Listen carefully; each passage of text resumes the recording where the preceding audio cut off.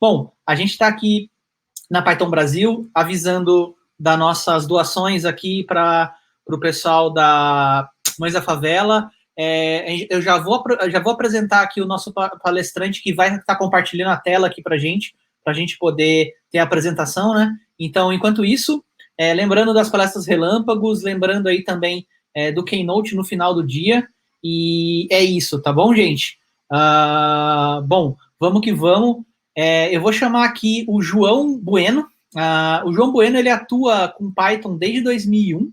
Ele ministrou inúmeras palestras e cursos trabalhando em projetos diversos de domínios de computação. Em 2021, recebeu a honraria da Fellow The Python Software Foundation. E, gente, desculpa, eu esqueci, tá? Eu sou o Gabu, eu sou um homem branco, usando barba, de óculos, cabelos cacheados presos, e eu estou num cenário com vários quadros de cultura pop, e eu esqueci de fazer isso no começo, porque a gente teve um probleminha. João, como eu disse aqui, né, o João aí, Fellow da Python Software Foundation em 2021, fica à vontade para se apresentar e começar a sua palestra, por favor. Tá, legal. Bom, boa tarde, pessoal. Então, eu sou o João, sou um homem branco de 47 anos, eu estou vestindo uma camiseta rosa, e estou aqui no meu home office. Atrás de mim tem uma prateleira com livros e alguns jogos de tabuleiro. Tem uma janela aberta. E aí, vamos lá, né? Obrigado, Gabu, por ter pego aí na correria. A internet da outra host estava cortando. O Gabu tá correndo que nem maluco. Muito obrigado, pessoal da organização. Nossa, tá sendo uma conferência fantástica. Isso da gente poder compartilhar o espaço ali no Discord tá sendo bem legal. Então, como o Gabu já comentou, né, eu trabalho com Python há bastante tempo mesmo. E aí eu resolvi, nessa Python Brasil, com uma palestra, apresentar um tema um pouco mais avançado dentro da linguagem. A gente vai ver um pouco de código puro mesmo. E aí no sábado eu apresento um outro tutorial aí mais para o pessoal iniciante, né? É legal, quem for iniciante, por favor, se quiser ficar, fique à vontade, tá? Se não entender alguma coisa, só não se assuste, o aviso é só esse. Tá? Primeiro a gente começa com uma coisa mais tranquila, né? Bom, eu, além de programar em Python, sempre gostei muito da parte gráfica, de imagens, de fotografia. Então, um dos outros projetos que eu contribuí é o GIMP, que é um editor de software gráfico livre, aberto, qualquer um pode baixar, né? E eu sempre gostei muito de toda a forma de grafismo que você pode fazer no computador, inclusive no terminal de texto. Então, há uns 2 anos e pouco atrás, eu quis fazer um projetinho de texto, e aí eu percebi, puxa, a gente tem um terminal de texto, ele tem um monte de coisas que a gente pode fazer no terminal, pode colocar texto piscante, pode colocar cores. Você não tem um jeito programático de acessar isso, você não tem como você não tem um jeito fácil de colocar isso. Oi? Só uma dúvida, você está compartilhando alguma coisa já pra gente? Não, no momento não. Perfeito. Então, eu vou me retirar aqui para que você continue a sua... Tá. Mas obrigado, porque é muito fácil a gente esquecer nessa hora, né? Então, esse projeto eu chamei de Terminidia. Terminidia, se quiser soletrar, Muniz. Unindo, então, terminal e mídia. A ideia é ter um pacote Python que você pode criar um programa no terminal do zero, usando todos os recursos que você tem direito, não só várias cores, vários caracteres Unicode de desenhar tabelas, vários tipos de letra, né? Na volta e meia a gente vê o pessoal brincando com letras em ponta cabeça, letras dentro de círculo, tudo isso está no Unicode, além dos emojis, e a gente normalmente não pode usar. E o projeto Terminidia, como é um projeto de hobby, ele é interessante porque, como eu não tenho que responder para ninguém, cada vez que eu quero uma funcionalidade nele, eu vou lá e coloco se eu quero bastante, se eu acho que é legal. Então, algumas das coisas que eu vou mostrar nessa fala, elas não teriam sido feitas num projeto que tivesse sendo trabalhado dentro de uma empresa, por exemplo, porque eu vou ganhar muito pouco, né? Eu vi agora há pouco a palestra da Jéssica Bonson, ela falou, mas você quer fazer uma otimização, mas mais gente vai usar? Senão não vale a pena. E tem coisas aqui, realmente, eu já dei uma outra palestra de um pedaço desse projeto, que a hora que eu vi, eu estava usando em 3 lugares, era só ter copiado e colado o código. Mas é um código muito legal, que demonstra o que a linguagem pode fazer, e são coisas que eu estou criando que, puxa, né, que legal que dá para fazer isso aqui dá para separar. Hoje, esse código que eu vou mostrar para vocês está nesse projeto do Terminidia, mas a qualquer momento que alguém precisar usar, a gente pode separar esse projeto, fica numa outra pacotinho de Python, outra biblioteca, é só me escrever, a gente mantém isso separado e isso fica usável tranquilamente, escalável para produção, esse código aqui. Então, é uma palestra com 2 assuntos complicados. Eu peguei 2 temas malucos que eu peguei lá no Terminidia. Deixa eu só mostrar um pouquinho a biblioteca para vocês antes. Então, aqui eu estou no terminal, agora sim, vamos compartilhar. Compartilhar a tela, share screen.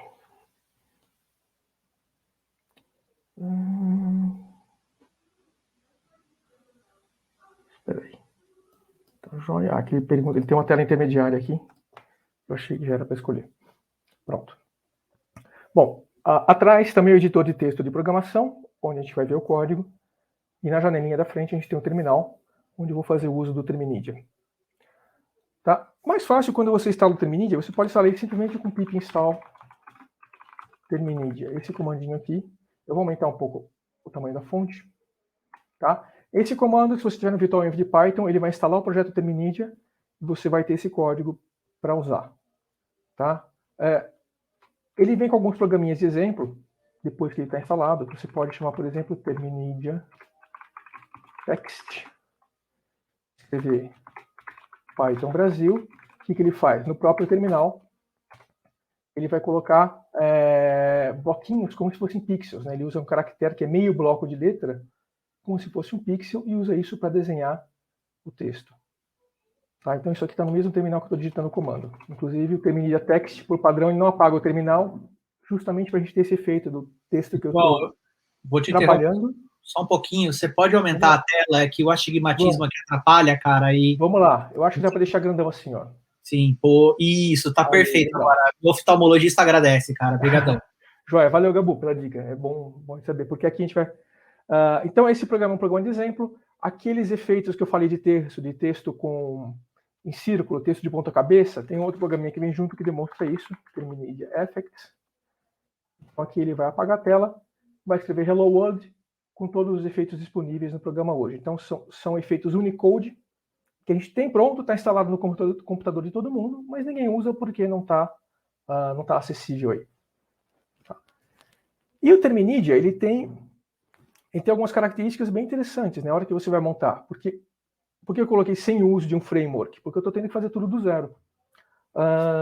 Então, das 2 coisas que eu vou falar, praticamente as 2 são necessárias para a gente trabalhar com área de texto. A hora que eu vou delimitar um trecho do terminal para trabalhar, um quadradinho, eu não tenho nada pronto. Se eu estou fazendo uma página web, eu vou fazer o HTML, eu coloco um text area, o browser dá pronto para a gente um editor de texto. Você escreve, a hora que você chega na coluna da direita, o texto passa para a coluna da esquerda e começa e continua de lá. A mesma coisa aqui no terminal, se eu estou usando só o programa do terminal todo, a hora que eu digitar na última coluna do terminal, o programa de terminal, que é esse aqui que está rodando, aqui eu estou usando o console, que é o programa de terminal que vem com o KDE, ele continua, ele passa o texto para cá.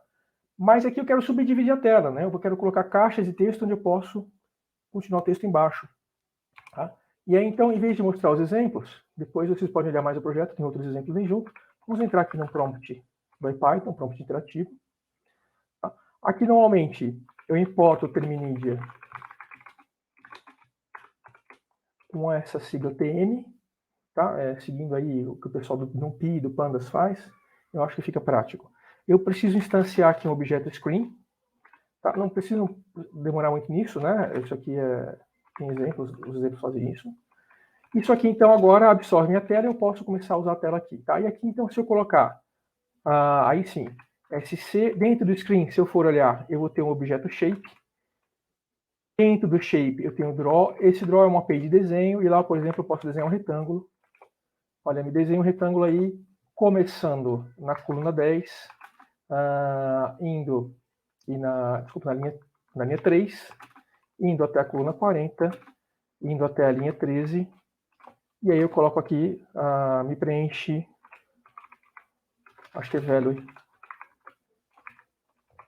me preenche com asteriscos e põe a cor vermelha.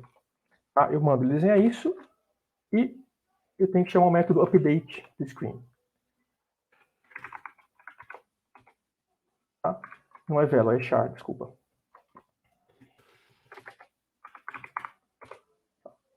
Ele desenhou aquilo ali. Ah, não, mas eu queria preenchido. Ah, ótimo. Eu ponho aqui, ponho fill walkthrough. Então a ideia é essa, você poder desenhar aqui. Então tem para desenhar retângulo, desenhar elipse. E eu posso criar aqui um quadradinho de texto menor. Eu posso criar uma coluna de texto que quando eu chegar no canto direito, ele vai continuar colocando o texto no lado esquerdo. Tá? Para criar lógica para isso, a coisa começou a complicar. Tá?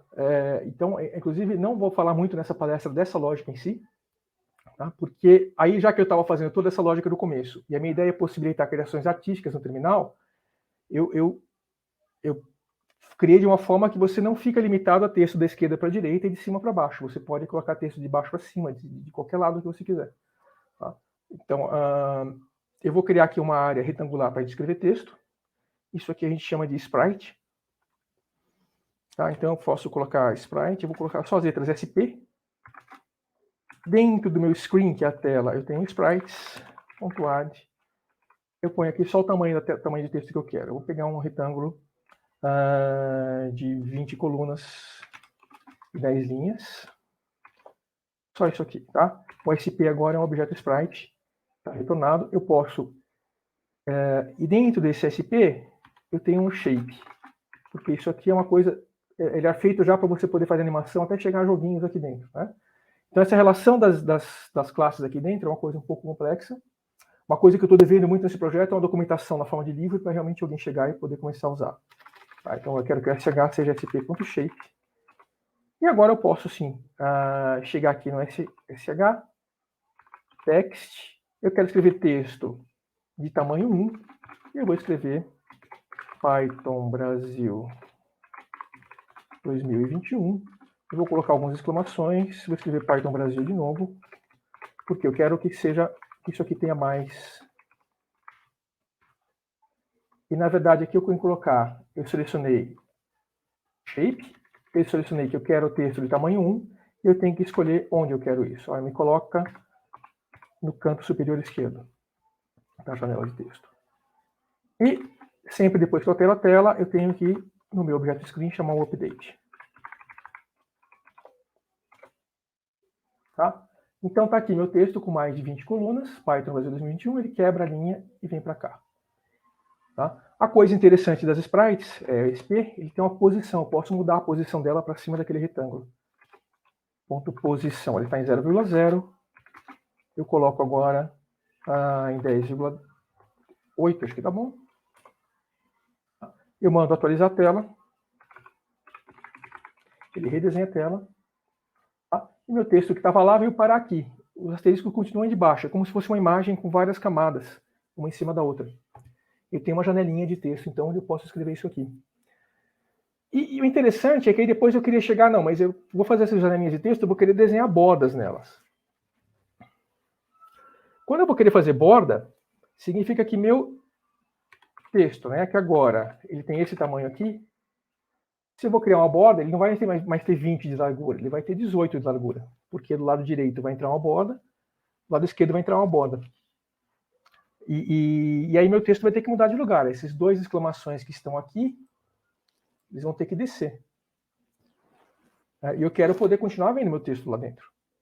Tá? Isso aqui faz tempo que eu não testo, tá? Vocês vão me desculpar se der errado, mas pede funcionar aqui. Add border. Eu tenho que adicionar borda no text1, tá? Eu vou criar aqui uma outra variável intermediária, porque senão eu vou perder o autocomplete. O que acontece aqui, eu estou no ambiente de IPython interativo, né? Então eu estou abusando do autocomplete. O add border, faz muito tempo que eu não uso na mão, manualmente. Eu vou olhar ou colocar a interrogação do IPython para ver o help dele, né? Ele deixa eu passar um transform e deixa eu passar um context. Eu vou passar vazio.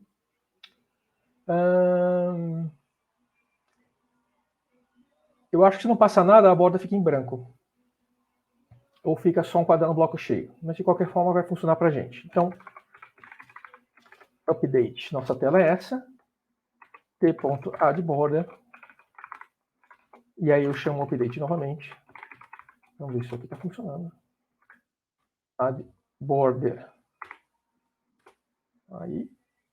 Tá aqui. Ele desenhou a borda de blocos cheios, tá? Então percebe que os dois exclamações que estavam aqui vieram parar para cá automaticamente. A hora que eu peço size, é 18,8 agora, porque ele descontou 2 daqui e 2 daqui. Tá? Para a gente fazer isso, eu precisei usar aí uma propriedade reativa. Talvez não precisasse, podia ter feito de outro jeito? Podia. Né? Foi o que eu falei no começo da palestra. Eu estou fazendo um projeto que é meu, eu posso tomar o tempo que eu quiser para fazer a coisa. O que eu queria fazer esse border, ele muda um atributo de padding de margem, que eu vou ter entre o tamanho que eu tenho aqui e o tamanho que eu tenho aqui dentro para representar o texto. E aí eu quero que ele mude, a partir disso ele mude o size, a largura aqui do texto. Eu quero que quando eu vou calcular a largura do texto, ele já saiba que mudou a largura do texto, agora é só 18, não é mais 20. E Python deixa você fazer uma porção de coisas desse tipo, tá? Então eu vou começar, na verdade, eu comecei já a palestra demonstrando isso aqui, que são os minhas, como é que se fala? Propriedades reativas, tá? O que é programação reativa, né? Hoje em dia todo mundo conhece programação reativa, talvez mais pelo framework React, que é um dos mais usados aí do front-end.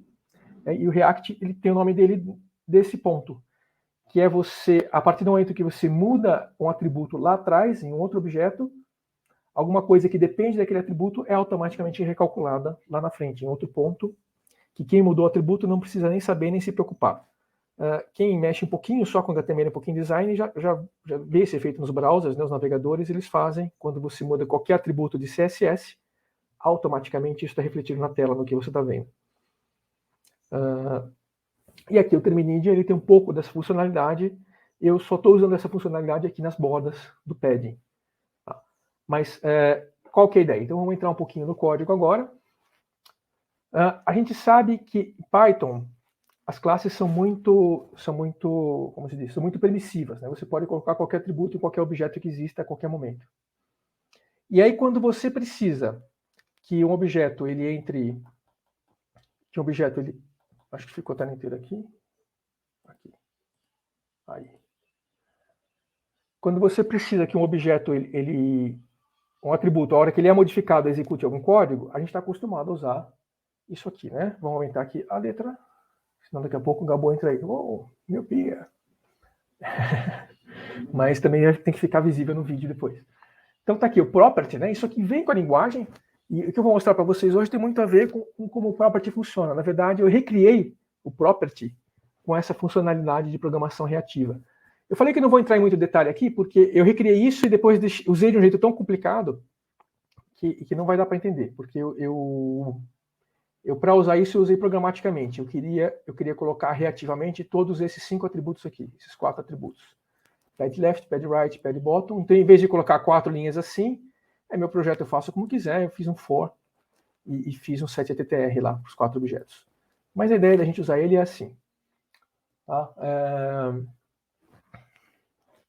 Então, eu crio um observable property. Eu vou mostrar, na verdade, no terminal para vocês com outro nome.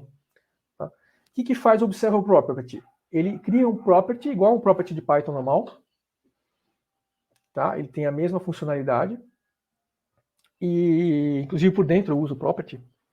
Só que no meu property, eu tenho um outro método, que é um register. Esse register, eu chamo ele como uma função que eu quero que seja chamada cada vez que um atributo é alterado. Então, eu não preciso fazer isso no momento que eu programo o código. Eu faço isso dinamicamente depois. Tá? Então, eu não preciso colar aqui no código que altera o tamanho da imagem, a chamar as estruturas de dados que eu tenho aqui auxiliares para mudar o tamanho do dado interno, de 20 para 18, mudar a letra. Então, aqui é o cálculo do size. E, basicamente, o que acontece? Esse cálculo do size é um pouquinho demorado. Se pensar que cada letra que eu vou colocar, eu tenho que ver se não estourou a margem direita e passar para a esquerda, lá embaixo. Então, eu não queria que isso aqui fosse chamado toda vez que você vai colocar cada letra. Eu queria ter o valor lá. E quando alterar aqueles padding, ele vai alterar o valor. Tá? Eu não vou estar usando o size desta classe, que é uma classe que é o textPlane, aquele que a gente estava usando lá. Esse cara tem associado a ele uma outra classe que está lá em cima, que é um data, um textData. Aquele textData, ele mantém um size numérico, ele não tem um property size. E aquele size numérico, ele cada vez que se altera um desses padding, ele é alterado para o sistema de callbacks aqui desse register. Eu vou mostrar funcionando com uma classe mais simples do que mostrar esse código aqui. Se a gente for tentar esse código aqui, a gente não sai daqui, acaba o tempo da palestra. Tá? Eu vou falar um pouquinho mais rápido para dar tempo de a gente chegar na outra. Aqui eu apresentei o projeto, falei o que eu quero fazer com isso aqui, eu vou dar um exemplo disso aqui funcionando, e a gente passa para outra que é mais interessante, que é a outra funcionalidade que está nesse mesmo projeto da Media, que é mais legal e tem usos mais práticos até. Tá? Então, como é que funciona isso aí? Eu posso fazer from Terminidia, e aqui, se você achar legal, pode instalar o Terminidia e usar isso aqui, você não precisa usar nada da parte gráfica do Terminidia. Import observable property. Observable property. Eu crio um class. Vamos criar uma classe A. Vamos criar uma classe person. Aqui dentro eu vou colocar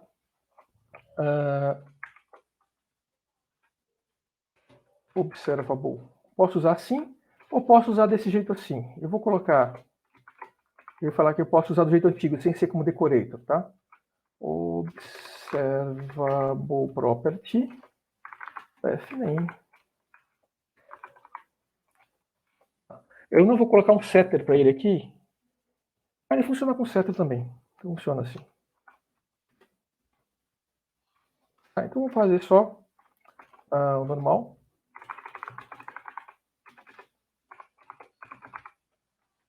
Vou manter então o nome da pessoa nesse atributo com um pouquinho diferente aqui, vai acessar direto.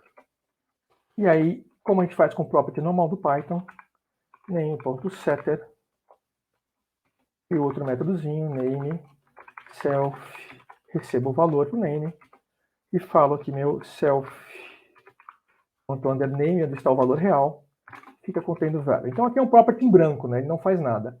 O observable property, na verdade, faz isso sozinho, só pus para ilustração. Tá? Se eu colocar name igual a observable property, abro e fecho parênteses, por dentro ele já faz isso para a gente. Porque o legal é agora, né? Porque quando você escreve um property, normalmente o que acontece? Você quer ter efeitos colaterais quando você atribui um valor para o nome ou quando você lê o valor do nome. De repente você quer passar tudo para maiúscula. Eu quero colocar um log. Olha, a pessoa mudou o nome agora, né? Vamos jogar isso para um log. Tá? Então vamos colocar isso. Eu posso instalar um p-person. Tá? p.name igual João. p.name. Nada acontece. Se eu der um dir no p, a gente vai ver que ele tem o underscore name aqui, que é onde ele guardou o nome por baixo dos panos, né, dentro da rodinha lá. Tá?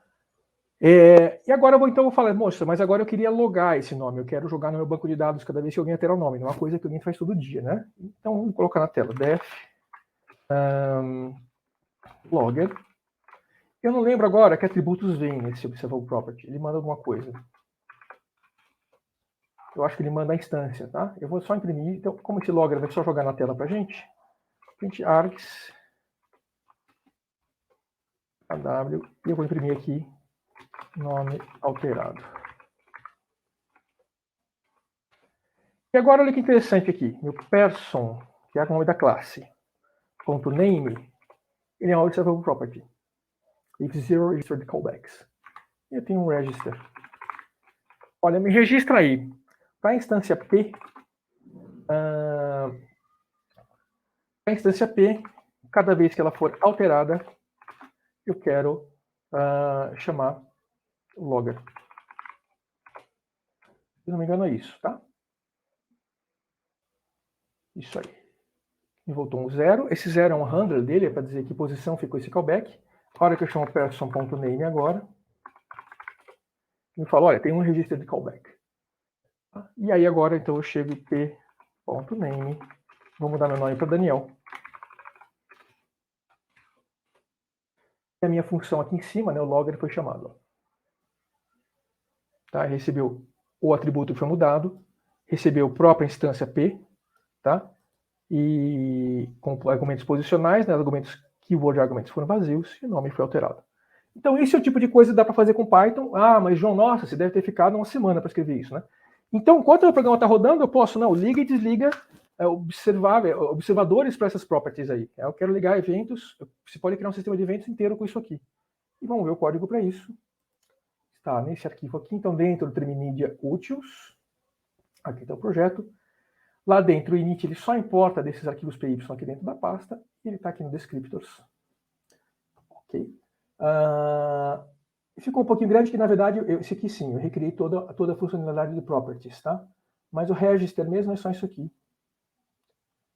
Tá?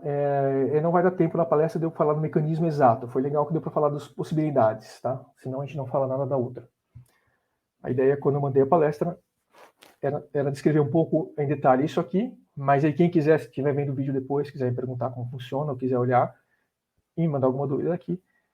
Tá? A ideia é o quê? O que faz o property funcionar no Python? É ter esses métodos aqui dentro, o get, o set e o delete. Esses caras são os caras que fazem a minha classe ser um descriptor. Ou seja, a hora que eu crio um objeto desta classe aqui, observable property, e ponho ela como atributo da minha classe, no caso lá meu nome, meu name, tá? O Python, em vez de acessar o atributo direto como ele faz, ele chama esses métodos aqui. Esses métodos, eles verificam se tem algum registro de callback para essa instância, ele recebe a instância nessa coisa aqui. Se existir, ele chama callback. Ele chama aqui o execute. Tá? Então, o execute aqui é um métodozinho refatorado, para não ter repetido esse código 3 vezes aqui. Ele é executado aqui e chama os callbacks todos que existirem para aquela classe. Mas eu quero um callback para todos os nomes de todas as pessoas. É só passar none na instância. A hora que você manda o register, tá? Falar, se a instância for none, ele marca a instância como a própria property. Não é o objeto que ele está atrelado, não é o P, é o pessoa, né? E vai atrelar, e aí vai funcionar. Legal, gente. Gabu, se tiver alguma pergunta aí, ou você está só falando do tempo? Não? Ok. Eu vou passar agora para o outro tema da palestra, que eu falei de 2 estruturas aqui dentro do Terminidia. Tá? Então isso aqui ficou aqui dentro desse arquivo, por coincidência quase. A outra coisa que eu vou falar também está aqui nesse mesmo arquivo, no descriptors py, dentro do utils. Eu vou falar agora desse nosso amigo Class Cache. Tá? Esse aqui é interessantíssimo, porque é o seguinte, mesmos problemas que eu estava tendo para editar texto, mas aí numa parte diferente, no editorzinho de texto, não só para exibir texto na tela, um editor de texto. E ele ficou, a código dele agora está aqui nessa branch. O que acontece é que eu tenho uma classe aqui, essa aqui. Ela, a hora que vai representar o texto, ela tem que ver se um caractere está sendo inserido num quadradinho daqueles para colocar texto, ele tem que empurrar todo o resto para frente. Mas cada vez que ele vai exibir o texto, ele tem que pegar caractere por caractere e saber onde que vai cair. Legal. Então essa letra P da Python Brasil vai na posição 00. E isso aí tem que ser calculado. Se eu vou antes do P do Python Brasil e insiro mais texto, insiro 2021 antes do P, ele tem que empurrar todo o resto para frente. Como a gente usa editores de texto aqui, então como eu faço aqui, né? Eu chego aqui, clico aqui no começo da linha, escrevo 2021 aqui. O editor de texto automaticamente empurra todo mundo para frente e refaz todo o layout de texto. A gente está tão acostumado com isso, isso qualquer programa faz. A hora que você vai fazer isso, a coisa muda de figura. Isso aqui é complicado de fazer. E eu achei, nossa, só eu que estou demorando, né? Eu fiquei 3 semanas fazendo essa parte. Tá difícil. E aí eu achei relato de outras pessoas que fizeram na internet, isso aqui normalmente toma meses, né? Aqui o Kate, que é esse editor que eu uso, ele usa o KDE e usa o Qt. Então o pessoal que fez o Qt faz essa coisa em C++, ficou com certeza meses trabalhando nesse componente aqui, que é a parte amarela, que é o editor de texto. Tá? E o Terminidia, ele tem um editorzinho de texto para a gente editar e brincar, empurrar texto para frente e trazer para trás. O que acontece é que o texto que está lá, a hora que eu vou redesenhar a tela, eu não quero recalcular tudo de novo a posição, eu quero que já tenha calculado. Só que se eu insiro qualquer texto antes, eu preciso recalcular tudo. Então eu precisava, o ideal para mim era ter um cache, e são esses caras aqui, que retornam os valores dessa caixa de texto, eles são cacheados, ou seja, enquanto não alterar nenhum parâmetro do texto, não foi inserir nenhuma letra para trás, eu não quero recalcular isso aqui tudo, eu não quero rodar esse negócio todo, que tem um monte de for, while e um dentro do outro aqui. Isso aqui demora a rodar. Eu quero que isso aqui se ninguém colocou nenhuma letra nova, cada vez que eu quero pegar as linhas de texto que já estão renderizadas na tela, vai sair na mesma posição. Que é esse softline spans aqui. Perceba que é um método interno, ninguém que for usar o Terminidia precisa chamar isso. Mas lá por dentro eu preciso manter esse controle. Então eu criei meu decoradorzinho aqui, vamos de trás para frente aqui. Esse dá para entender como ele é usado. Então eu tenho um lcache.cached. Isso aqui eu garanto que, com isso aqui eu garanto que cada vez que isso aqui for chamado, a primeira vez que ele é chamado, ele roda. Depois, quando ele for chamado de novo, ele retorna o valor pronto que está armazenado em algum dicionário intermediário aí, que eu não preciso nem saber onde que é. Ele não roda aqui de novo.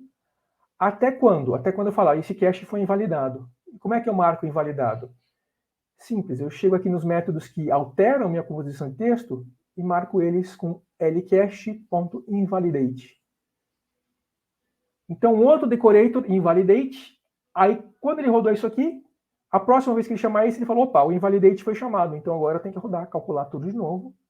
Pronto, calculou, guardou o resultado, a próxima vez que for chamado, isso aqui está pronto. A mesma coisa para os properties, eu criei cache de props aqui. Tá? Então ele retorna tudo isso aqui sem rodar a função interna que faz o cálculo demorado, até alguém inserir um caractere lá no meio, tá? Que é um hard load, ele recarrega o atributo de texto, recarrega o texto todo, e invalida o cache. Quem que é esse lcache? Importa esse lcache em algum lugar? Vamos ver. Olha aqui está a minha classe lines, é uma classe Python puro, né? Eu falei sem frameworks, né? A classe lines ela faz toda a conta dela. E esse lcache está aqui, é um class cache, essa é uma instância do class cache. Então eu criei uma classe, e quando eu crio ela, eu posso simplesmente, a partir da minha instância, usar o invalidate e o cache como decorators para esses métodos que eu quero interrelacionados. Tá? Então eu tenho um decorator que é correlacionado com esse. A hora que eu chamo esse invalidate, ele mata todos os caches que estão cacheados no mesmo lcache. Então eu posso fazer vários desses para várias classes se eu quiser. Cada instância da classe vai ter o seu cache, tá? Separado. E isso aí, o código para isso, vamos dar uma olhada lá. Ele está aqui, né? Eu não vou subir de novo lá, não importa, justamente do arquivo que a gente estava antes, que é o descriptors aqui. Ok. Eu vou mostrar depois. Então tá aqui, esse sim ficou curtinho o código, né? Aqui tem umas coisas legais para falar. Primeira coisa, o Terminid, então, eu optei por colocar muito da documentação de como a gente usa nas próprias classes. Então eu explico mesmo isso aqui sendo uma coisa que a princípio é interna no Terminid, eu estou usando lá dentro, mas é uma classe que ela pode ser válida para quem tirar. Isso aqui depois eu vou copiar e colar em outro projetinho Python, vai ficar livre para quem quiser usar.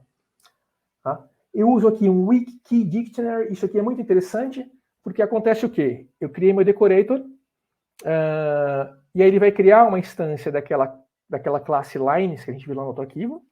Aquela classe lines vai ser usada a hora que o programa matar aquela caixinha de texto. Legal, preciso mata aquela instância de lines, eu preciso matar todo esse cache. O cache não pode ficar pendurado na memória.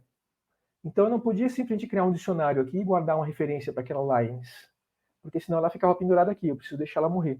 E a gente tem os wikirefs, que só isso dava outra meia palestra, se eu fosse explicar os wikirefs. Mas basicamente é uma estrutura que o Python dá pronta para a gente, que a hora que o objeto que é referenciado aqui morre, isso aqui some do meu dicionário self.instance, eu não preciso nem preocupar, como se nunca tivesse existido aqui. Ok? Então o cached é o decorator. Ó. O decorator ele é um método aqui. O self, então, é um decorator. Tá? Aí desculpa quem não conhece decorators, tenho materiais legais sobre decorators, até outras palestras minhas gravadas. Mas o decorator, normalmente, quando você vai usar ele recebe a função que ele vai decorar. Tá? Mas aqui eu recebo self, porque é um decorator que eu escrevi com um método da classe. Isso aqui você não encontra tão frequentemente. Como é que isso aqui funciona? Na hora que eu crio a instância lá no outro arquivo, a hora que eu criei essa instância, né? A hora que eu chamo o cache de lá, o self já é passado. O self é o próprio lcache. Então ele tem o self já. E aí o func, o decorator lcache.cached é um chamável comum que só aceita um parâmetro, que é isso aqui. Então o decorator que não conhece, né, é um cara que então a gente recebe uma função, ele retorna uma outra função no lugar, essa função vai rodar algum código antes, algum código depois, em algum ponto ela vai chamar a função original. No caso, chamada a função original. Tá um pouco... tá aqui, olha. Linha 211. Então, aqui é o caso que ele verifica se o cache não existe, não está criado. Ele chama a função original com os parâmetros passados, guarda esse resultado original no cache e volta, tá? Eu tenho um contador, um tick, para saber se ele está sendo chamado. Esse tick aqui é muito interessante. É um contadorzinho interno que ele guarda na instância do lines para saber quando foi a última vez que foi invalidado. Aí ele sabe se a função está sendo chamada antes de ter sido invalidado ou depois. É um cara que é incrementado sempre. Cada vez que uma função dessa é chamada, ela é incremental. Então, com isso aqui, eu consigo saber se o resultado que eu tenho cacheado ainda vale ou não. Essa linha aqui faz isso. Tá? O invalidate, a mesma coisa. Ele marca o momento que foi chamado invalidate, ele cria o tick, aumenta aqui o tick, e só isso. Ele só marca o tick. Só a única coisa que ele precisa marcar é o momento que foi chamado invalidate. A hora que o cache for chamado de novo, ele vai ver, opa, esse valor do tick está marcando que eu fui invalidado depois da última vez que foi chamado o cache. Então eu preciso voltar lá e apagar. Esse index aqui, olha, porque eu cacheio os parâmetros também, né? Então eu preciso transformar os parâmetros que são chamados para a função em cache para funcionar igual o cache que a gente tem embutido no Python, né? Que é o LRU cache que está em FuncTools. Tá? E aí, pronto, eu tenho dois argumentos, dois caras complementares eu tenho dois decoradores complementares que eles interagem, e eles conseguem interagir porque eles compartilham coisas que estão na classe deles aqui, né? Quando eu criei isso aqui, quando eu precisei, falei, nossa, eu vou precisar de um negócio desses. Eu criei como uma função em vez de uma classe. Era uma função que criava os dois decorators dentro e devolvia uma tupla. Esses caras como uma tupla. Eu falei, mas não precisa ser uma função, aí só está ficando difícil de ler. Eu criei uma classezinha e criei eles como uma classe. Tá? Realmente aqui o código cabe numa tela, né? Tá bem pequeno, mas ele não é um negócio, é simples de entender. Não, ele é legal. Ele deixa a gente ver até onde a gente pode chegar com Python. Tá? Então eu guardo meus cache de métodos aqui, guardo os registers. Você consegue fazer uma expressividade que dificilmente você teria em outra coisa. Tá? E isso aqui realmente você pode usar em vários lugares. Tá? Se eu pensar qualquer situação dessas, que você tem uma classe que tem um monte de coisas, um monte de métodos e propriedades que definem de cálculo, mas esse cálculo vai continuar o mesmo até mudar algum atributo, você pode usar isso aqui à vontade. Gabu, eu não sei se tem perguntas no Discord, algum comentário, eu acho que a gente tem 5 minutinhos ainda. Senão eu vou mostrar o editorzinho de texto aqui enquanto isso. Tá? Eu vou mostrar esse editor de texto do Terminia funcionando. Na verdade, o que eu tenho dele funcionando... Temos sim. Vamos lá. O Alejandro Messias, JS, algumas operações de renderizar demora mais que milissegundos. Já fez algum desenho pesado no Terminia? Tá, é uma pergunta interessante, né? Porque normalmente a gente está acostumado com um programa de desenho que a gente usa, sempre desenhar demora poucos milissegundos, bem rápido, né? O Terminidia, ele não está feito a parte de otimização. O que acontece é que o Terminidia, como tem toda aquela estrutura de classes que eu mostrei para vocês lá no começo, cada vez que eu vou desenhar uma coisa, ele tem que chamar vários métodos aqui. Então, quando eu chamo o screen.update, a hora que ele vai redesenhar esse lugar aqui onde está o P, ele vai bater aqui, vai ver se tem um sprite por cima, vai ver a posição do sprite, ele vai chamar um método em cima do outro. Então, essas operações demoram. Porque ele faz essa chamada, faz uma pilha da ordem de 10 chamadas, tá? Talvez 20 chamadas, mas para cada caractere, porque ele faz isso para o P, ele tem que refazer tudo isso para o Y, tem que refazer tudo isso para o T, então demora. Tá no meu roadmap eu terminei de alguma hora refatorar ele, e aí como é que eu vou fazer isso? Em vez de... Eu tenho que passar por todos esses fatores, eu tenho que ter toda essa lógica. Tá? E aí é uma coisa de Python mais avançado mesmo, então em vez de criar uma função que vai chamar outra cada vez que eu vou chamar o P, eu vou chamar 20 funções diferentes, eu vou criar generators para cada camada de lógica dessa.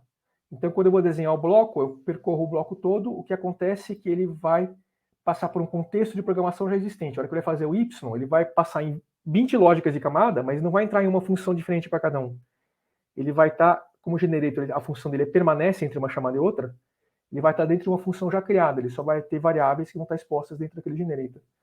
Tá? Porque eu posso ter um monte de coisa aqui no Terminidia que eu posso fazer para transformar esses dados de forma intermediária aqui, né? Então, lembrando, isso aqui está aqui, mas se eu chegar lá no meu sprite e mudar a posição dela mais para lá, e mandar atualizar, isso aqui ele cuida de tudo isso. Tá? Mudou de lugar, o que estava atrás está lá. Então sim, aqui pode demorar, e aí de algum ponto para frente, eu estou desenhando aqui nos caderninhos o que eu vou precisar fazer para otimizar esse negócio. Então, deixa eu ir mostrando o ID. Tem mais alguma pergunta? Não. A gente tem ainda mais 5 minutinhos. Quem quiser fazer pergunta ali no canal, fica à vontade, gente. A gente não tem pergunta, fica à vontade, já posso. Outra coisa que falta documentação, nem essa parte do texto também. Eu criei um programinha, um PY aqui para mim. Inclusive, eu acho que ele nem está testando isso. Vamos precisar mudar a branch aqui. Esse aqui é o meu... Eu vou precisar sair dessa branch. Isso aqui não tá... Olha que legal. Acabei de lembrar que esse arquivinho, como ele não faz parte do projeto, ele não está versionado. Não adianta mudar de branch. Eu preciso achar onde está comentado aqui. Aqui. Vou fazer o jeito velho. Então, antes do Git, a gente tem que fazer isso, tá, gente?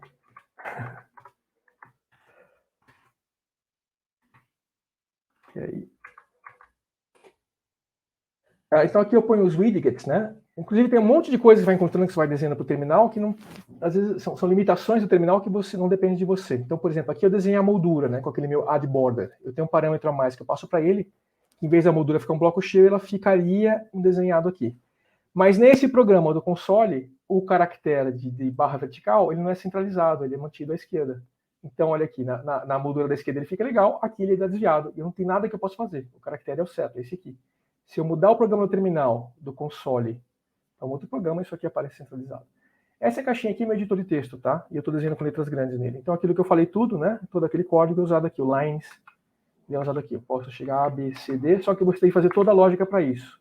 Então, apertou setinha para cima, muda o cursor para cima. Só que se isso aqui fosse mais estreito, eu não ia cair entre o B e o C, eu ia cair para trás ou para frente. Eu ponho o G aqui, ele empurra todo mundo para frente. Aí eu invalido o cache nesse momento. Se eu ponho aqui no fim, eu não lembro se lá no fim tem alguma restrição para isso. Eu acho que não, eu sempre invalido o cache. Tá? Estou escrevendo aqui. Esse aqui é um código que eu falei, né? Eu levei 3 semanas para chegar nesse editor de texto.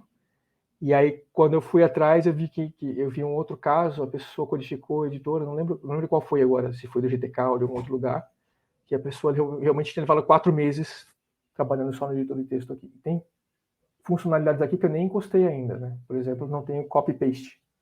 Copiar e colar ainda não funciona, mas eu tenho insert e se eu apertar o insert, se eu apertar 1 aqui, ele insere 1. Se eu apertar a tecla insert no meu teclado, ele passou para o modo overwrite sobre a escrita, eu aperto 2, ele põe o 2 e não empurra o texto para frente. Tá? Isso aqui porque é uma das outras coisas, né? O cursor de inserção você tem que desenhar ele também.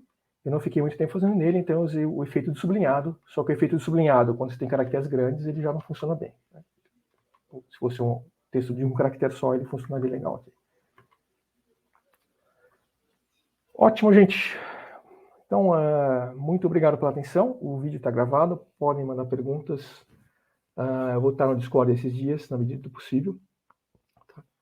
Sábado eu vou trabalhar com o PyM. Amanhã a gente está acontecendo também concorrentemente com a Python Brasil, tem a Latinoair, outra conferência livre também, e lá eu vou estar com a palestra introdutória de PyM amanhã às 18 horas. Podem me perguntar aí no Discord, eu dou as coordenadas também para chegar lá, quem quiser. Acabou, pode encerrar aí.